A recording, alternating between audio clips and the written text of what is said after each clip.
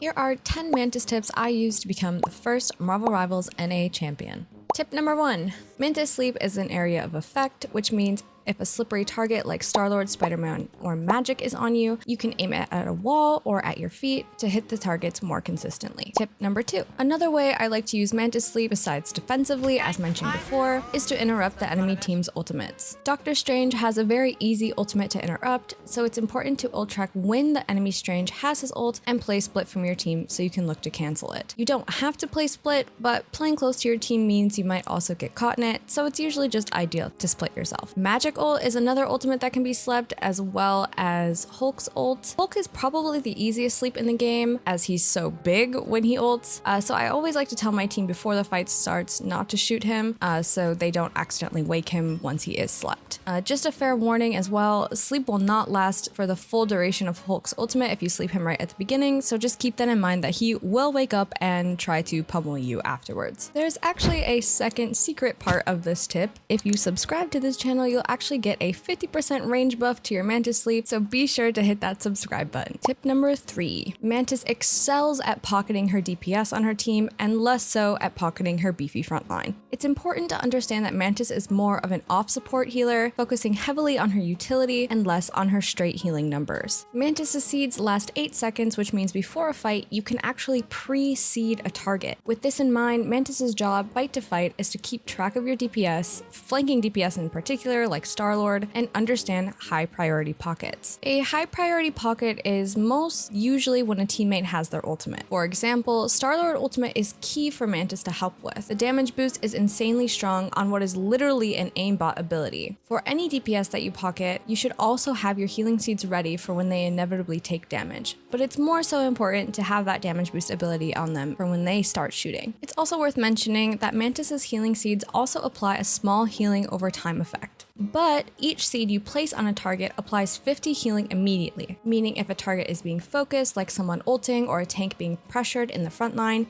you can spam healing seeds on them to keep them alive. Now, normally I don't do this unless it's absolutely necessary that my target lives, because wasting seeds in this way, spamming them on one person, can make the rest of the fight really difficult if you're low on resources. Tip number 4. To regain your seed resource quickly, you should be looking to do a good amount of damage. Each headshot you land replenishes 1 seed, making it very important that a good Mantis knows how to balance shooting the enemy team while also supporting and keeping her buffs up on her teammates. You never really want to get into a situation where you're full seeds, and you never really want to get into a situation where you have no seeds.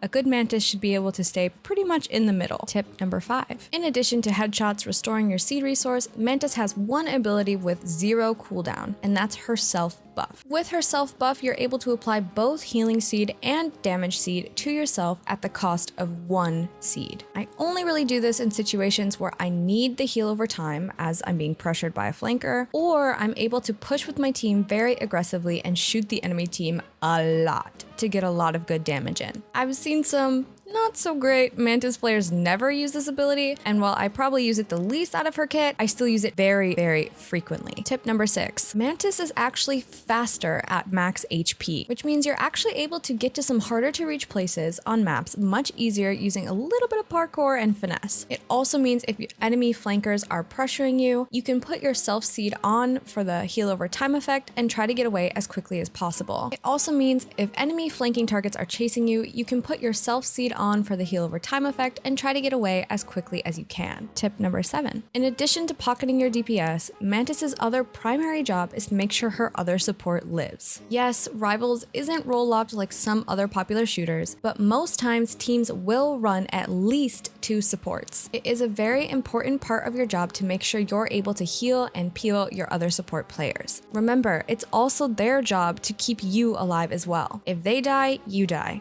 If you die, they die. Tip number 8. Mantis is an off support. We talked briefly about this earlier. She pairs most efficiently with other supports that do a lot more healing than herself, such as Luna Snow or Rocket Raccoon. However, the hero composition that my team ran in the tournament was Hulk, Strange, Iron Man, Star-Lord, Mantis, and Adam Warlock. Now, Adam Warlock barely has any healing at all. The reason we ended up running these two supports together is Adam's team up with Star-Lord and Mantis, which gives those two heroes Adam's self-revive. It is insanely strong to be able to self-res after the enemy team uses 2 or 3 ultimates to KO your backline. Now, if my team was running a different composition, such as triple tank, or even not running an engagement style composition like Hulk or Venom, then we would most likely substitute the Mantis for Luna or the Adam for Luna. When you run a faster dive or engagement style comp, you don't need a lot of healing because the fights are usually won very decisively. Now, the more healing you need, as in a composition with 3 tanks or even sometimes 4, the more you will need a different support combination than Mantis and Adam. Now, keep in mind, just in general, the longer that fights go on, the worse Mantis's healing becomes as her resource becomes strained. Tip number 9. Mantis's ultimate gives a speed boost to anyone within range, as well as a pretty chunky heal. I've personally found the best way to use this is to have your team push very, very aggressively and then use it to keep them in and going. So don't pop it at the start of your team's engagement, have them push as hard as they can, use their resources, and then use your ultimate to keep them up and honestly to keep the enemy team from being able to run away with the speed boost. Tip number 10, and our last and final tip for Mantis, is to freaking survive. Mantis's job above all is to live. Try not to make any plays that endanger your life. Try to stay safe, pump out your buffs and damage, get your ultimate, and win the game. Remember, when you're playing support, consistency is key. Flashy plays do not make a good support player, no matter how freaking cool they look. That is all for Mantis. If you guys would like to see more, please comment below what other heroes you're interested in learning about for Marvel Rivals, and I will see you all next time.